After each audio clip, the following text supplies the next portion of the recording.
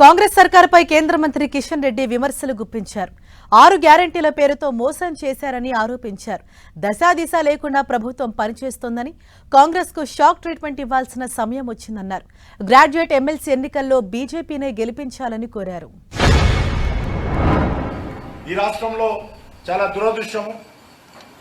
మరి ఈ రాష్ట్ర అభివృద్ధి కోసం కృషి చేయాల్సినటువంటి కాంగ్రెస్ పార్టీ ప్రభుత్వము దశ దిశ లేకుండా పనిచేస్తాం. వారు ప్రకటించినటువంటి గ్యారంటీలకు, తెలంగాణ ప్రజలకు ఇచ్చినటువంటి హామీలకు, వాటిని నెరవేర్చడానికి, వాటిని అమలు చేయడానికి ఏ రకంగా ఆర్థిక వనరులు సమకూర్చుకుంటారో ఒక గందరగోళమైనటువంటి పరిస్థితుల్లో ఉన్నారు. ఇచ్చేదేమో హామీలు, వాళ్ళు అంటున్నారు ఈ హామీలు అమలు చేయడం కోసం కేంద్ర ప్రభుత్వం ఇవ్వాలి. కాబట్టి ఈరోజు కేంద్ర ప్రభుత్వము నేను ఇంతకుముందు చెప్పినట్టు అనేక పథకాలు స్వయంగా అమలు చేస్తాం.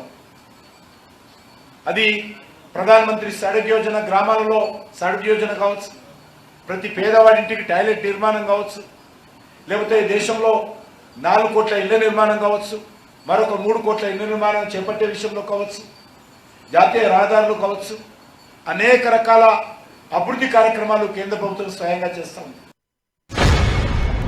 రాష్ట్ర ప్రభుత్వం పూర్తిగా చేతులెత్తేసింది. తెలంగాణ మరి ఆర్థిక సంక్షోభం ఎంతో దూరంలో లేదు, ఆ రకమైనటువంటి పరిస్థితి ఉంది. 1వ తేదీ జీతాలు ఇవ్వలేనటువంటి పరిస్థితుల్లో ఉన్నారు. మరి ఉద్యోగస్తులకు ఇవ్వాల్సిన రిటైర్మెంట్ అయితే రిటైర్మెంట్ సెటిల్మెంట్ కూడా చేయలేనటువంటి పరిస్థితి, డిఏలు ఇవ్వలేనటువంటి పరిస్థితి. గతంలో టీఆర్ఎస్ ప్రభుత్వం కానీ, ఇప్పుడున్నటువంటి కాంగ్రెస్ పార్టీ ప్రభుత్వం కానీ ఎక్కడ వేసిన గొంగడి అక్కడే ఉన్నది. డిఎస్సి ఎక్కడ కూడా అమలు చేస్తలేదు. కాబట్టి ఇప్పుడున్నటువంటి పరిస్థితుల్లో మరి ఈ ప్రభుత్వానికి షాక్ ట్రీట్మెంట్ ఇవ్వాల్సినటువంటి అవసరం ఉంది. కాబట్టి పోటీ చేస్తుంది భారతీయ జనతా పార్టీ మాత్రమే. కాబట్టి ఉపాధ్యాయులు కానీ, పట్టభద్రులు కానీ భారతీయ జనతా పార్టీ అభ్యర్థులను ఆశీర్వదించి గెలిపించాల్సిందిగా కోరడం కోసమే ఈరోజు మీ దగ్గరికి రావడం జరిగింది.